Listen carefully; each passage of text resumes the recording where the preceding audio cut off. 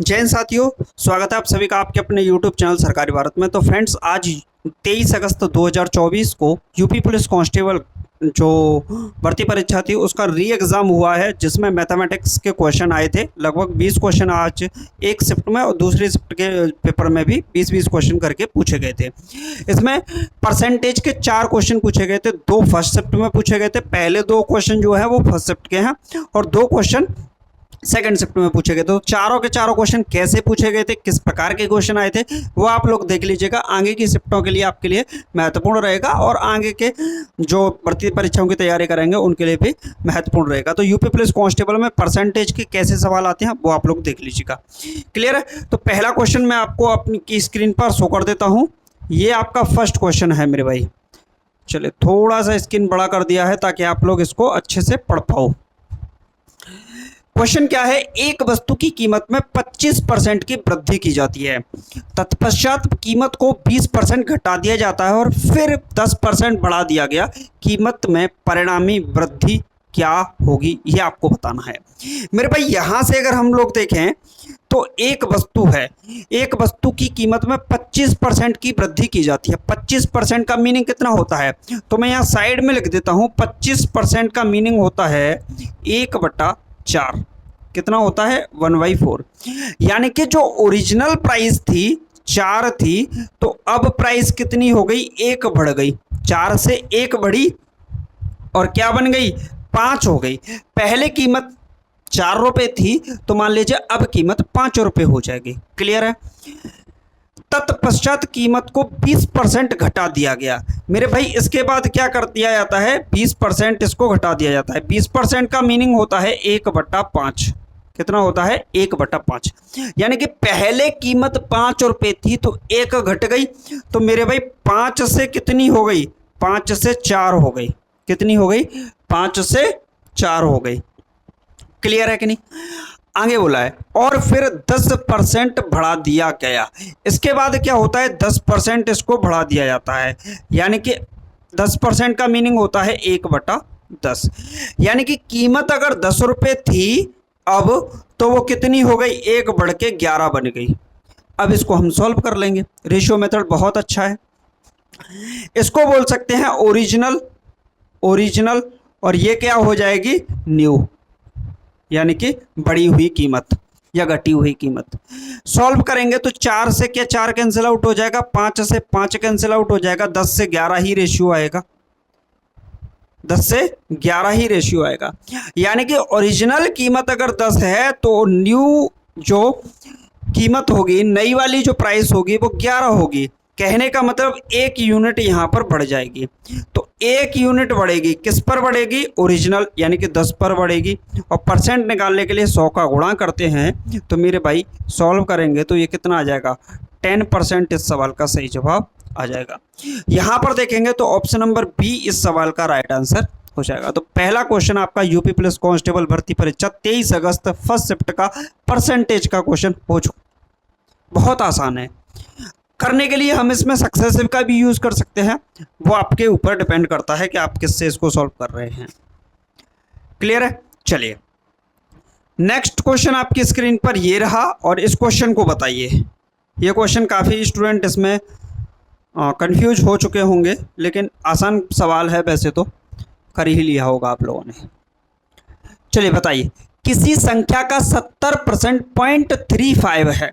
कोई भी संख्या है, मान लीजिए उसका 70% 0.35 है, उस संख्या का 120% कितना होगा?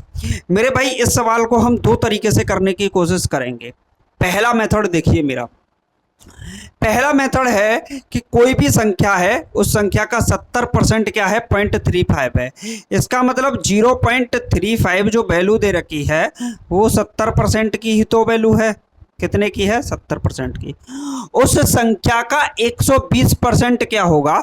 तो मेरे भाई मुझे 120% का मीनिंग पूछा है, तो 120% की वैल्यू निकालनी है। परसेंट से परसेंट कैंसिल हुआ।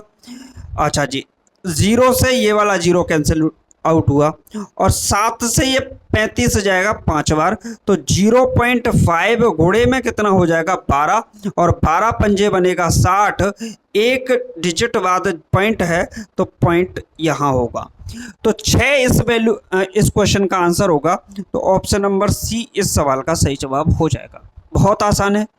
अगर आप इसको ऐसे ना करते, मान लीजिए कि वो संख्या x है, क्या है x, तो किसी संख्या का 70% यानी कि x का 70% आपसे पूछा है, 70% दे रखा है और कितना है 0.35 है।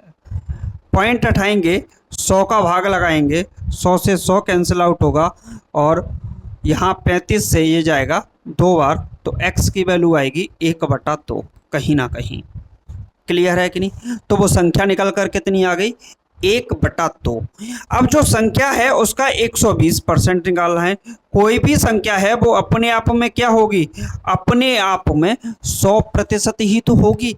हमें इसका 120% निकालना है, तो मैं 120% निकालने की कोशिश करूंगा। परसेंट हटाऊंगा तो यहाँ 60 का लगाऊंगा भाग। चलिए, परसेंट हटाने की बात ही नहीं, 120% वैल्यू निकालनी है। क्लियर? तो ये कितना आएगा परसेंट, तो ये आएगा 60%।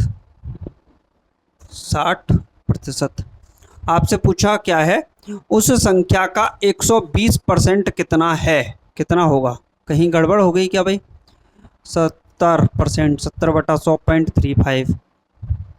अच्छा जी, 100 का भाग 35 तो नहीं 70, 2 बार, x की वैल्यू 1/2, 0.5 आएगी ना, 0.5 का निकालना है। 1 मिनट, 0.5 का 120%, 0.5 का 120%, तो ये कितना आएगा? 100 का लगाएंगे भायक, पॉइंट हटेगा यहाँ से, 1 10 का यहाँ बनेगा, 0 से 0 कैंसिल आउट हुआ, 12 पंजे 60/100 बन के तो आ गया। क्लियर है? आ गया। एक पॉइंट पे ज़्यादा आ रहा है, तो यहाँ से अगर इसको सॉल्व करेंगे तो ये एक्स्ट्रा जा रहा है, 6 में जाएगा। क्लियर है? बाकी आप लोग फर्स्ट मेथड आपका हो चुका है, उसमें शायद कोई कैलकुलेशन मिस्टेक है, तो आप लोग एक बार चेक करके मुझे कमेंट बॉक्स में बताइएगा क्या दिक्कत आ रही है उसमें। क्लियर है? तो वो बेसिक मेथड था, बाकी मैंने आपको करा ही दिया है। नेक्स्ट क्वेश्चन करते हैं। चलिए, अगला प्रश्न ये पूछा गया था, सेकंड शिफ्ट में पहला सवाल था जो कि परसेंटेज का था। चावल के प्रति किलोग्राम में 25% की वृद्धि के परिणाम स्वरूप, यानी कि चावल का जो प्रति केजी है उसमें 25% की वृद्धि के परिणाम स्वरूप एक व्यक्ति 1200 रुपये में 6 किलो चावल कम खरीद पाता है। चावल का प्रति केजी प्रारंभिक मूल्य क्या था? यानी कि मैं बोल सकता हूं पुराना मूल्य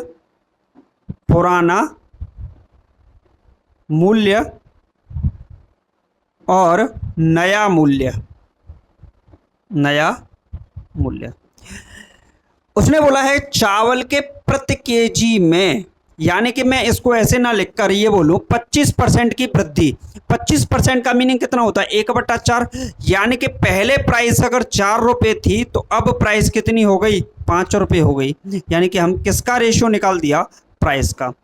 ये पुराना मूल्य है और ये नया मूल्य है। चावल के प्रति केजी में 25% की वृद्धि के परिणाम स्वरूप, तो मेरे भाई इसमें पुराना मूल्य अगर 4 है तो नया मूल्य कितना होगा? 5 होगा। हमको इतना पता है कि प्राइस का जो रेशियो होता है उसका उल्टा होता है कंजम्पशन, यानी कि क्वांटिटी वाला जो रेशियो होता है, खपत का रेशियो, तो इसका अपोजिट क्या हो जाएगा? 5:4। क्लियर है?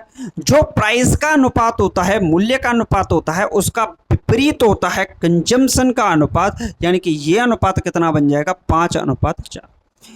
अगर पहले खपत 5 की थी और अब खपत 4 की है, तो इसका मतलब खपत में कितने की कमी आई? 1 यूनिट की कमी आई, और इस 1 यूनिट की वैल्यू दे रखी है 6 केजी। भाई 1 यूनिट की कमी आई, उसने बोला है 6 केजी चावल कम खरीद पाता है, इसका मतलब 1 यूनिट की वैल्यू दे रखी है। पुरानी खपत कितनी थी? 5 यूनिट, तो 5 यूनिट की वैल्यू हम निकालेंगे तो 6 पंजे 30 केजी आ जाएगी। कितनी आएगी? 30 केजी। चावल का प्रति केजी प्रारंभिक मूल्य क्या है?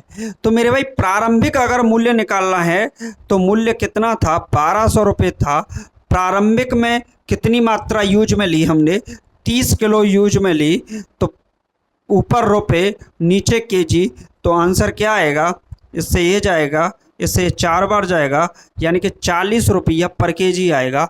और ये ऑप्शन नंबर ए इस सवाल का आंसर हो जाएगा। तो इसमें पर केजी लगाना भूल गए, तो ये एस करके आंसर हो गया। क्लियर है? बाकी नेक्स्ट क्वेश्चन देखते हैं। अब समझ में नहीं आया तो कमेंट बॉक्स में लिख दीजिएगा। और ये सवाल काफ़ी इंपॉर्टेंट था, स्टूडेंट इसमें कंफ्यूज हुए होंगे। मुझे लगता है कहीं ना कहीं उन्होंने अगर गलती की होगी तो इस सवाल में की होगी। मेरे भाई परसेंटेज का बेहतरीन सवाल है और पेपर में आता है। चलिए, एक परीक्षा में एक छात्र जो अधिकतम अंक का 20% प्राप्त करता है वह 5 अंकों से फेल हो जाता है। एक अन्य छात्र जो अधिकतम अंकों का 30% स्कोर करता है वह उत्तीर्ण अंकों से 20 अंक अधिक प्राप्त करता है। उत्तीर्ण होने के लिए आवश्यक प्रतिशत क्या है, ये पूछा है।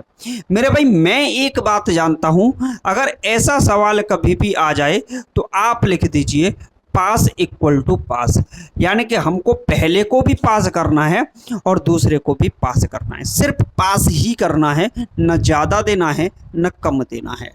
इतनी बात याद रही। मान लीजिए 100 में से कोई बच्चा 33 नंबर पर पास होता है तो हम उससे 33 नंबर ही देंगे, ज़्यादा या कम होगा तो घटा बढ़ा देंगे। क्लियर है? एक परीक्षा में एक छात्र जो अधिकतम 20% अंक प्राप्त करता है। मेरे भाई पहला छात्र है, उसने 20% अंक प्राप्त किए और वह 5 अंकों से फेल हो जाता है। मेरे भाई इसने 20% स्कोर किया और 5 नंबर से फेल हो गया, तो मैं इसको 5 नंबर और दे दूं तो मेरे भाई क्या ये पास हो जाएगा? 20% इसने स्कोर किया था, 5 अंकों से फेल हो रहा था, मैंने इसको 5 अंक और दे दिया, बेटा तू भी पास हो जा।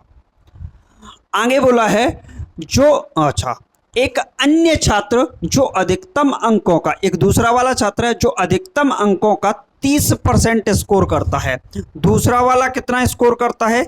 30% स्कोर करता है, वह उत्तीर्ण अंकों से 20 अंक अधिक प्राप्त करता है।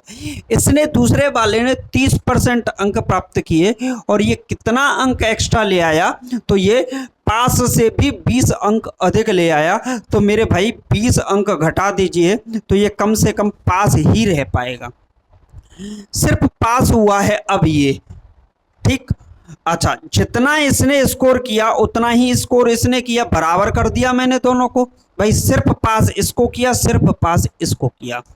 परसेंट वाले को इधर ले जाएंगे तो 30 में से 20% जाएगा तो ये 10% आएगा, और इस 20 को इधर लाएंगे तो ये कितना हो जाएगा? 25 हो जाएगा, 5 ऐड हो जाएगा।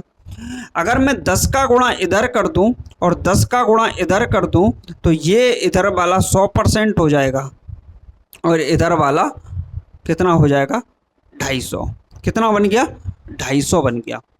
क्लियर है कि नहीं? कोई दिक्कत? आपसे पूछा क्या था? उत्तीर्ण होने के लिए आवश्यक प्रतिशत क्या है। यदि आवश्यक प्रतिशत पूछा है तो देखिए टोटल 100% का मतलब हो गया 250 नंबर। टोटल 100% का मतलब कितना हो गया?